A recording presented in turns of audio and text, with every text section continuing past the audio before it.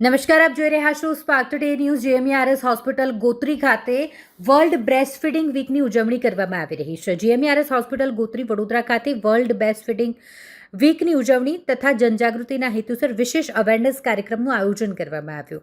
હોસ્પિટલના ડોક્ટરો અને નર્સિંગ સ્ટાફે ઉત્સાહભેર આ કાર્યક્રમમાં ભાગ લીધો। સ્તનપાનના મહત્વ અંગે સમાજમાં જાગૃતિ ફેલાવવા માટે નર્સિંગ સ્ટાફ દ્વારા વિવિધ માહિતીસભર પ્લેકાર્ડ અને પોસ્ટરો સાથે હોસ્પિટલ પરિસરમાં અવેરનેસ વોકનું આયોજન કરાયું। આ વોક દરમિયાન માતાના દૂધના અમૂલ્ય લાભો, જન્મ પછીના પ્રથમ કલાકમાં સ્તનપાન શરૂ કરવાનું મહત્વ, બાળકના સર્વાંગી વિકાસમાં માતાના દૂધની ભૂમિકા અને પ્રથમ 6 મહિના સુધી માત્ર માતાનું જ દૂધ આપવાના સંદેશાઓ લોકો સુધી પહોંચાડવામાં આવ્યા।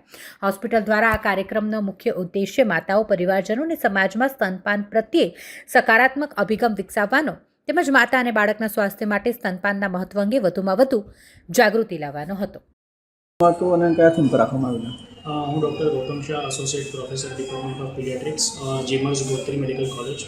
આપણે 1/8/2024થી 7/8/2026 એક આખું અઠવાડિયું આપણે વિશ્વ સ્તનપાન સપ્તાહ તરીકે આપણે ઉજવી રહ્યા છે અને we have to create a sustainable environment and prioritise breast feeding.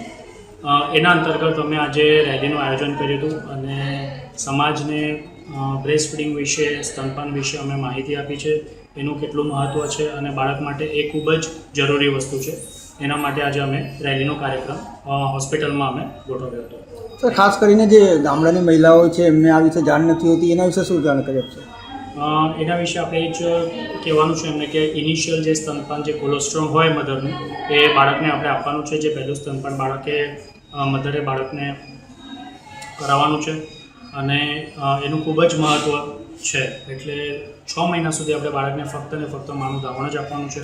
ઉપરથી આપણે કશું નથી આપતા। પ્રીલેક્ટિયલ ફીડ્સ કહેવાય, જેમ કે હની છે, શુગર વોટર છે, એ બધું પણ આપણે ક્યારે બાળકને આપણે આપતા નથી। અને દરેક મધરને જે પણ આપણી પાસે સારવાર માટે આવે છે એને આપણે બ્રેસ્ટ ફીડિંગ વિશેની માહિતીનું એમને ઇમ્પોર્ટન્સ શું છે એ કહીએ જ છે દરરોજ।